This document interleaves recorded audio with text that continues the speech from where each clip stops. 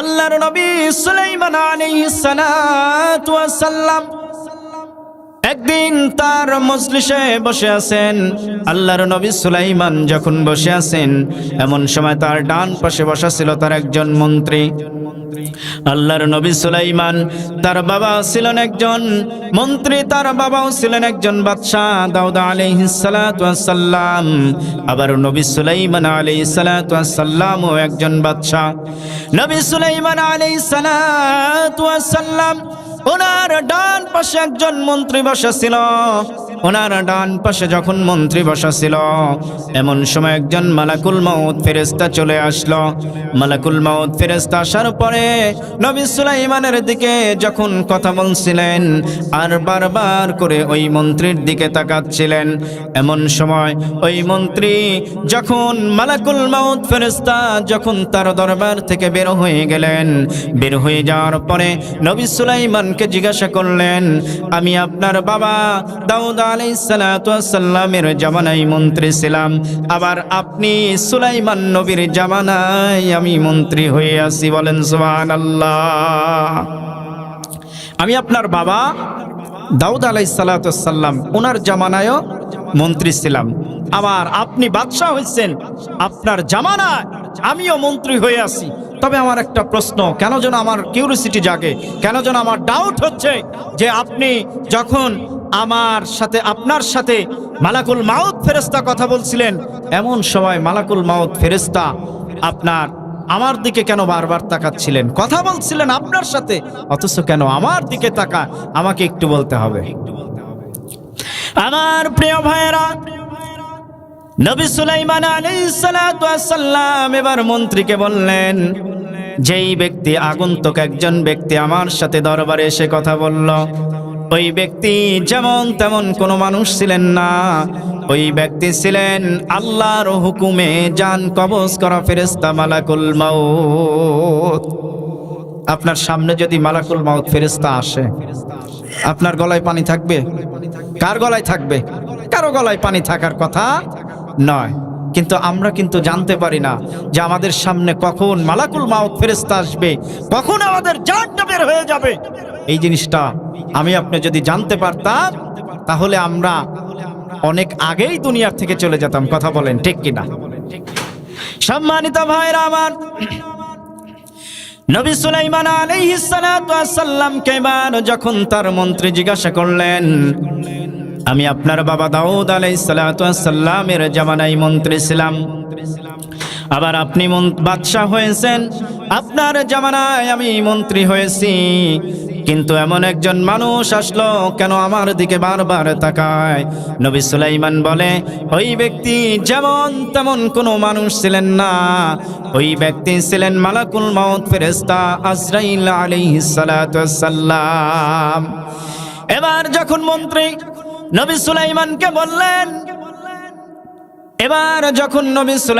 বললেন, আল্লাহ রাব্বুল আলামিন আপনাকে এমন মুজিজা দিয়েছেন, যদি আপনি বাতাসকে বলেন, ও বাতাস, এই পাহাড়টি, এই কাগজটি আপনি অমুক জায়গায় রেখে আসেন, আল্লাহর নবী সুলাইমান বলার সাথে সাথে ওই বাতাস ওই কাগজকে নিয়ে পৌঁছায় দিবে। সুবহানাল্লাহ। মন্ত্রী এবার বললেন, নবী সুলাইমানকে বললেন, আপনি আমাকে এমন জায়গায় রেখে আসেন যেই জায়গায় মানব শূন্যবিহীন, যেখানে কোনো মানুষ থাকবে না, যেখানে কোনো মানুষের অস্তিত্ব থাকবে না, এমন জায়গায় আপনি আমাকে রেখে আসেন। এমন জায়গায় আমাকে যদি আপনি রেখে আসেন, মালাকুল মাউত ফেরেশতা আমার কাছে পৌঁছাতে পারবে না। মালাকুল মাউত ফেরেশতা পৌঁছাতে পারবে না। সব জায়গায় পৌঁছাতে পারে? মালাকুল মাউত সব জায়গায় পৌঁছাতে পারে? একটু জোরে বলেন। কিন্তু নবী সুলাইমান আলাইহিস সালাতু ওয়াস সালাম ওনার মন্ত্রী বলতেছেন যে আমাকে এমন একটি জায়গায় আপনি রেখে আসেন যেখানে মানব শূন্য, যেখানে মানুষের কোনো অস্তিত্ব নাই, ওই জায়গায় যদি আপনি আমাকে রেখে আসেন, তাহলে আজরাইল আলাইহিস সালাতু ওয়াস সালাম কশিন কালেও কি করবে? পৌঁছাতে পারবে না। আমার প্রিয় ভাইয়েরা, লক্ষ্য করে শুনুন, আল্লাহ রাব্বুল আলামিন কোরআনুল কারীমের মধ্যে কত সুন্দর করে আমাদেরকে জানিয়ে দিলেন, আইনামা তাকুনু ইদরিকুমুল মাউত ওয়ালাউ কুনতুম ফি বুরুজিম মুশাইয়াদা। দুনিয়ার মানুষেরা, মৃত্যু থেকে পালিয়ে তোমরা যতই দূরে থাকো না কেন, লোহার সিন্দুকের মধ্যে তোমাদেরকে যদি ভরে ফেলা হয়, চারিদিকে যদি প্রাচীর করা হয় আর চারিদিকে যদি বেষ্টনী করা হয়, ওই জায়গাও বান্দা তুমি যদি পালিয়ে থাকো না কেন, তোমার মৃত্যুর সময় যখন নির্ধারিত হয়ে যাবে, আমি রব্বুল আলামিন তোমার মৃত্যু ওই জায়গায় হয়ে যাবে। আমার আল্লাহ রব্বুল আলামিন আবার কত সুন্দর করে চমৎকার করে জানিয়ে দিলেন। আল্লাহ পাক বললেন, ও দুনিয়ার মানুষেরা, তোমরা যতই মৃত্যু থেকে দূরে থাকো, মৃত্যু তোমার যখন আল্লাহর পক্ষ থেকে নির্ধারণ হয়ে যাবে, 1 সেকেন্ড আগেও হবে না, 1 সেকেন্ড পরেও হবে না, আল্লাহ রাব্বুল আলামিনের হুকুমে নির্ধারিত সময়ই তোমার মৃত্যু হয়ে যাবে। মৃত্যু থেকে তুমি যতই পালিয়ে বেড়াও না কেন, আর মৃত্যু থেকে তুমি যতই দূরে থাকো না কেন, মৃত্যু তোমার আল্লাহ পাক যখন নির্ধারণ করেছেন, আল্লাহ তাআলা বলেন, ইদা জা আজালুহুম লা ইস্তাখিরুনা সাআতাও ওয়া লা ইস্তাকদিমুন। চিল্লায়ে বলেন আল্লাহু আকবার। আল্লাহ রাব্বুল আলামিন বলে দিলেন, বান্দা, তোমার মৃত্যু যেই সময় যেই টাইমের মধ্যে আমি আল্লাহ রাব্বুল আলামিন নির্ধারণ করে দিয়েছি, ওই সময় ওই টাইমের মধ্যেই বান্দা তোমাকে দুনিয়া ছাড়তে হবে। তুমি যতই সিন্ধুকের মধ্যে যাও আর যেখানে চলে যাও, তোমার মৃত্যু অবধারিত হয়ে যাবে। সম্মানিত ভাইরা আমার, নবী সুলাইমান আলাইহিস সালাতু ওয়াস সালামের মন্ত্রীকে যখন বললেন, মন্ত্রী বললেন নবী সুলাইমানকে, আপনি আমাকে ভারত মহাদেশের এমন একটি জায়গায় রেখে দেন যেখানে গেলে আজরাইল আলাইহিস সালাতু ওয়াস সালাম ওইখানে প্রবেশ করতে পারবে না। এবার যখন নবী সুলাইমানের মন্ত্রীকে নবী সুলাইমান আলাইহিস সালাতু ওয়াস সালাম বাতাসকে বললেন, ও বাতাস, তুমি আমার মন্ত্রীকে ভারত উপমহাদেশের এমন একটি জায়গায় রেখে আসো যেখানে মানব শূন্য জায়গা, যেখানে মানুষের কোনো অস্তিত্ব নাই, এমন জায়গায় রেখে আসো। নবী সুলাইমানের কথা অনুযায়ী নবীর মন্ত্রীকে সাথে সাথে আল্লাহর পক্ষ থেকে ওই ভারত উপমহাদেশেই রেখে আসা হলো।